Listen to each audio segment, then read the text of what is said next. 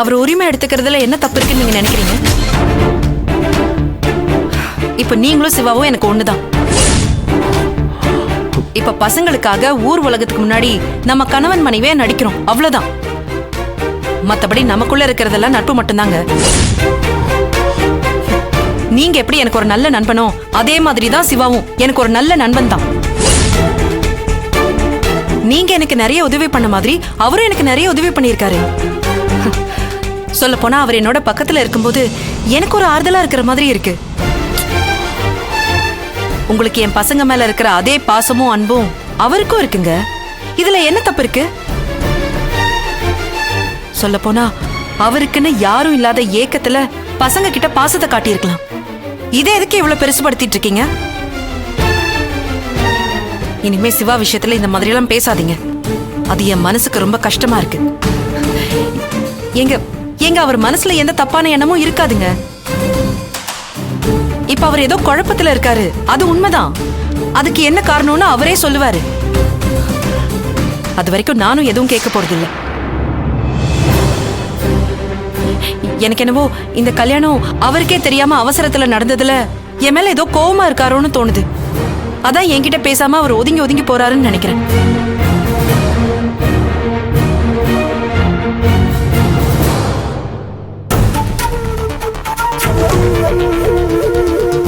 உங்களுக்கு நான் எப்படி சொல்லி புரிய வைப்பேன்னு தெரியல. நான் சொல்ல வந்ததோட அர்த்தமே வேற.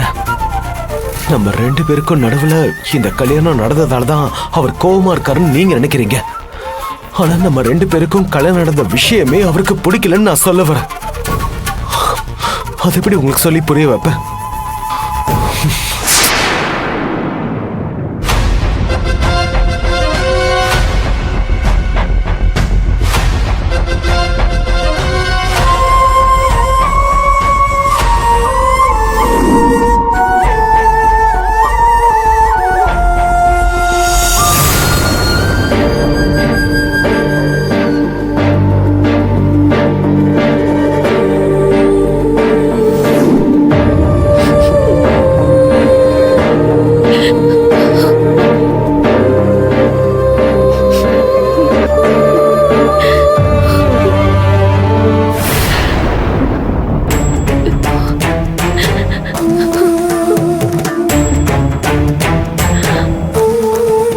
ஷைலுமா, இன்னும் எவ்வளவு நேரத்துக்கு தான் இந்த ரூம்ல உட்காந்து பொம்மையும் ட்ரெஸ்ஸையும் பார்த்துட்டே இருக்க போற? முதல்ல எங்க இருந்து வெளியே வா. ரூம்ல இருந்து மட்டும் இல்ல, முதல்ல உன் மகன் நினைப்புல இருந்து வெளியே வா. அங்க ஃபாரின்ல இருந்து கிளைண்ட் வந்து காத்துட்டு இருக்காங்க. இந்த டீல் முடிஞ்சதுன்னா கோடிக்கணக்கான பணம் வரும். கோடி கோடியா பணம் வந்து நான் என்ன பண்ண போறேன்? என் பொண்ணை வாங்க முடியுமா? இனிமே நான் யாருக்காக பணத்தை சேர்க்க போறேன்? எனக்குன்னு யார் இருக்கா? அனாதையா இருக்கேன். எனக்கு எதுக்கு பணம்? பணம் சந்தோஷம் கொடுக்கும், நிம்மதியை கொடுக்காதுன்னு புரிஞ்சுக்கிட்டேன். எனக்கு இப்ப எதுவுமே வேணாம். எனக்கு திவ்யா ஞாபகமாவே இருக்கு. எனக்கு திவ்யா தான் வேணும். என் திவ்யா வினோதினி கிட்ட இருக்கிறத என்னால ஏத்துக்கவே முடியாது டாடி. அவ ஏன் பொண்ணு, நான் தான் அவளுக்கு அம்மா. அவ ஏன் கூட தான் இருக்கணும். அவளை பார்க்கணும்னு எனக்கு ஆசையா இருக்கு டாடி. அவகிட்ட நான் பேசணும். எனக்கு இப்பதான் எல்லாமே புரியுது. என்னை விட்டு திவ்யா போனதுக்கு அப்புறம் எனக்கு எல்லாம் புரியுது. வாசுவை விட்டு பிரிஞ்சு 12 வருஷம் ஆகியும் நம்ம கிட்ட எவ்வளவு காசு இருக்கு. அப்புறம் ஏன் டாடி நான் இன்னொரு கல்யாணம் பண்ணிக்கல? வாசு மேல உண்மையான கோவம் இருந்தா நான் கல்யாணம் பண்ணிருக்கணும்ல. ஏன் பண்ணல? அப்ப ஏதோ ஒரு மூலையில எனக்கு அவன் மேல அன்பு இருக்குன்னு தானே அர்த்தம். இது எல்லாத்தையுமே நான் ரொம்ப லேட்டா தான் ரியலைஸ் பண்றேன். என் திவ்யா இல்லாதப்பதான் இது எல்லாமே எனக்கு புரியுது டாடி. எனக்கு என் திவ்யா வேணும். எனக்கு என் திவ்யா வேணும். எனக்கு என் திவ்யா வேணும் டாடி. வேணும்னா எப்படி ஷைலுமா? அவ எப்படியாவது நம்ம கிட்ட வரணும்னு நாமளும் எவ்வளவு முயற்சி பண்ணோம்.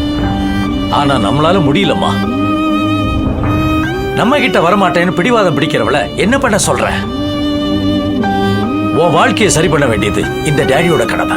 இப்படியே உட்கார்ந்துருக்காரு. தயவு செஞ்சு வெளியே வா. என்ன சரி பண்ணீங்க? நல்லா இருந்த வாழ்க்கையை நாசமாக்குனது நீங்க தான்.